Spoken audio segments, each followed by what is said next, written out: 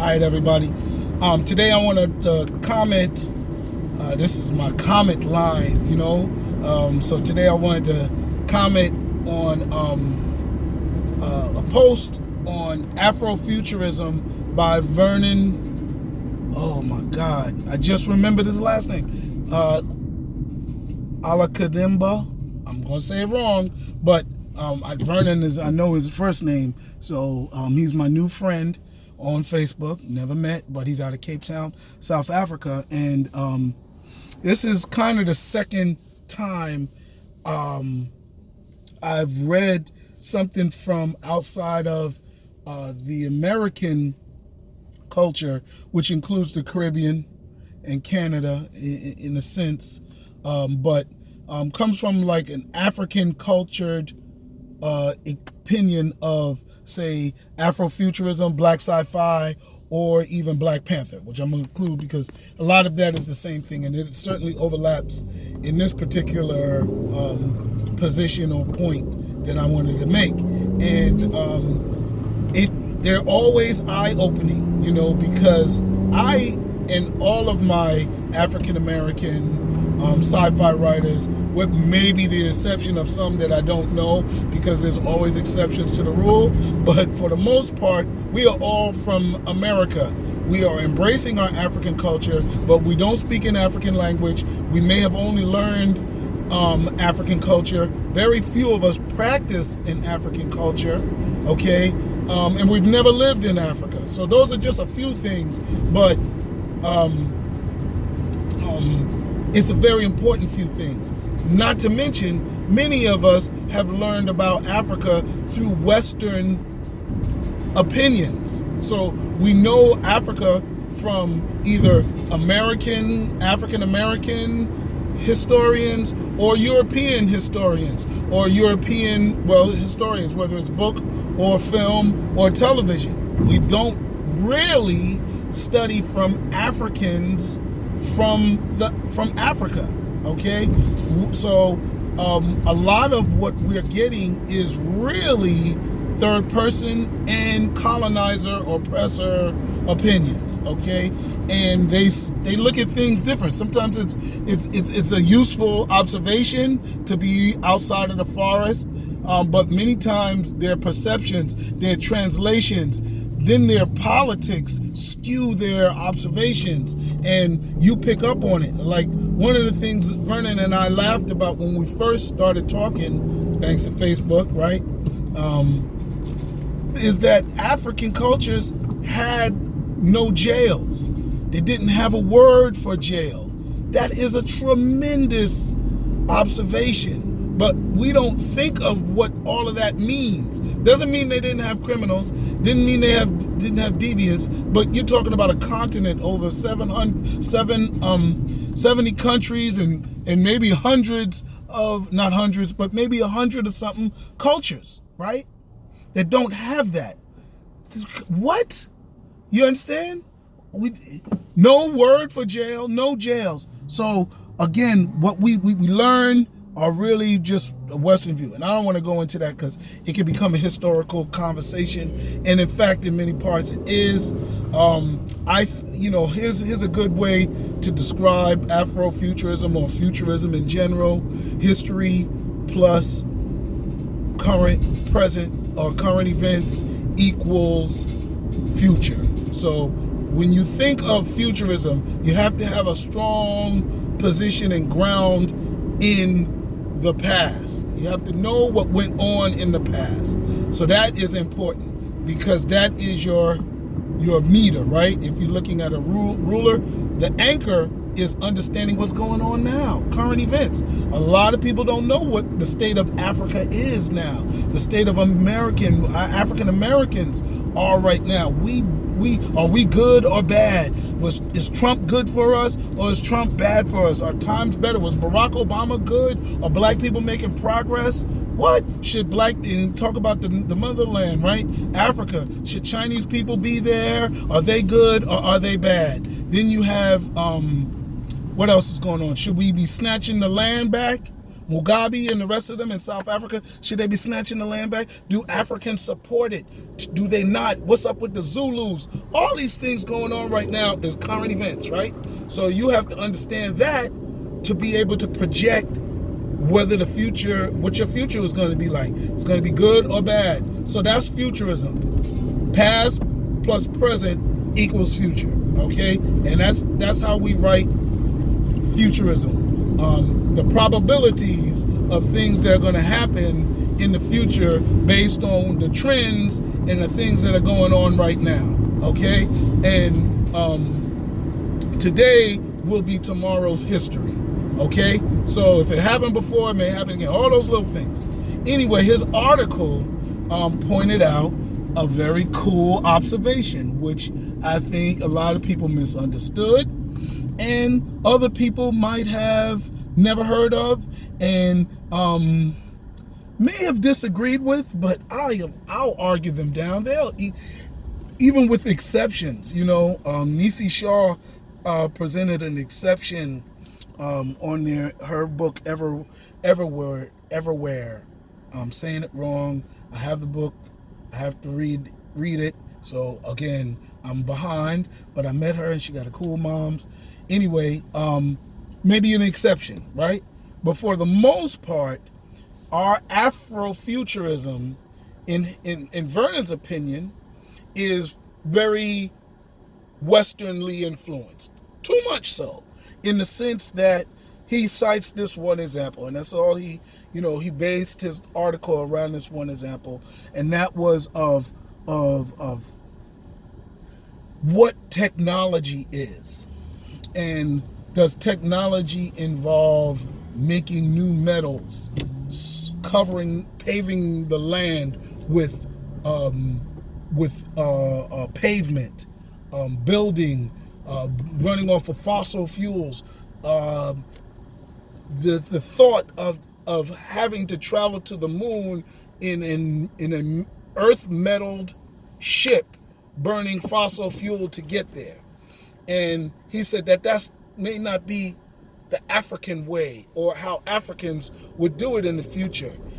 And part of it, like I said, comes from history plus present. So past plus present gives you what you may think in the future. And I was like, wow, that's amazing, because I have been thinking of the same thing. You know, I always respect Dogon people. I respect the solar irrigation canals in South Africa that are over 50,000 years old, below the map off of civilization. You know, even if we want to date back to 10,000, 20,000 years ago in Ethiopia with the pre-Giza pyramids or pre-Egypt pyramids in Ethiopia. If we want to give them 20,000 years, we still got 50,000 years of solar irrigation or not solar irrigation, sorry, the pyramids was solar irrigation, but of sound wave canals. That's what they found in South Africa. Sound wave canals over 50,000 years old. Okay, so we want to go back to there. We're looking at high technology, right?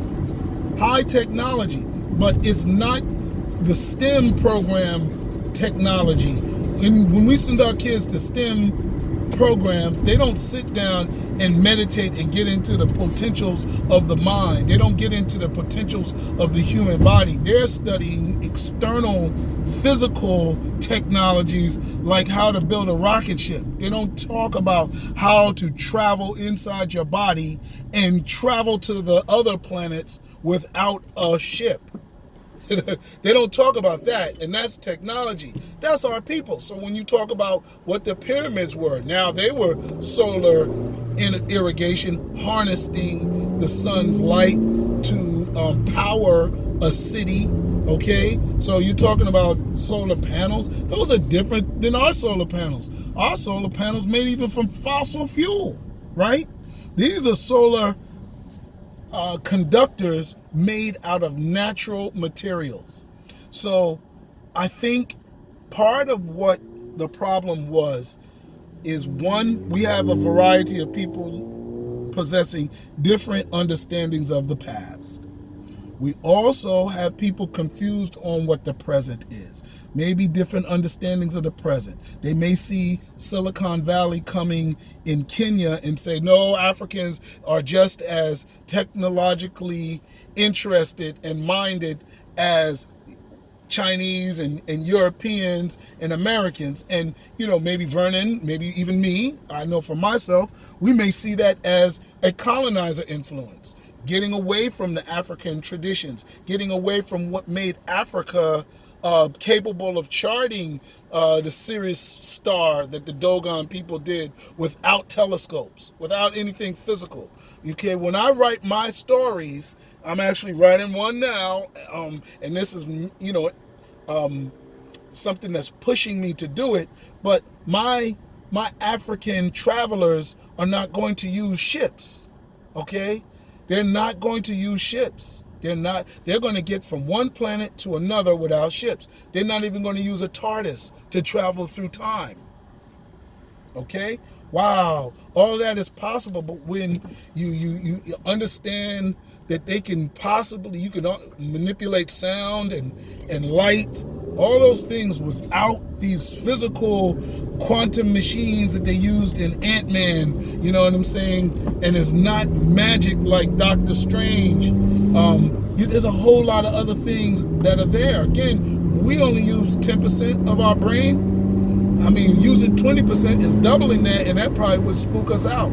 I'm going to say 11% might be spooky, okay? So, again, I'll give you another example of what Vernon was talking about, or what I interpret, because I don't want to put words in his mouth. You can read the article for yourself. But what I think he's saying, best example, is Avatar, right? Because film is real easy, because we can tell more people watch film, it plays over and over, and than books, right? And we may have many. Like I said, Niecy Shaw put hers up there, so maybe we don't have many. She may be the exception to the rule. However, and maybe a few others, I was wondering if there was something within the Octavia Butler collection, but I'm not sure, right? I'm not sure. Anyway, Avatar, not the last Airbender, the Avatar, the Blue People with James Cameron, right? The people, the Na'vi, had the ability to persuade nature to go along with the defense of the planet. That's a start. That's like a teensy bit. I'm curious to see where he goes with the second book. I have a story, second story, sequel to the movie. I have a story called The Church of God in Space. And in that story, they travel to a planet that is about to be destroyed, almost like take the beginning of Star Trek 3, okay, where they were going to stop the volcano from exploding. And, Western culture, with all their physical sciences, they're able to tell these primitive people something about their planet that they don't know, right? They are high culture in the universe. So I looked at that as something that was looking down on indigenous cultures here on Earth, which that's what it was, right? So in my story, I had the people travel to this planet, humans on this spaceship, get there, and they say, yo, your planet is about to be hit by a comet. If y'all don't come with us, it's going to be the post-apocalypse, and your life, all of what that means, right? So the people say, what are you talking about? Ain't no big deal. They come from a collective, and they make the planet translucent, I guess, if that's the best way. It might be not the right word, but the comet passes through the planet. You know what I'm saying? So, and they do a ceremony, they do some type of collective, and that's what happens. And what I'm saying by that story, what is going on in Avatar, right, is that the way we know how to manipulate things is not the only way to know how to manipulate things. This Earth collective culture of industrialized technology, physical technology, is something that's threatening the earth.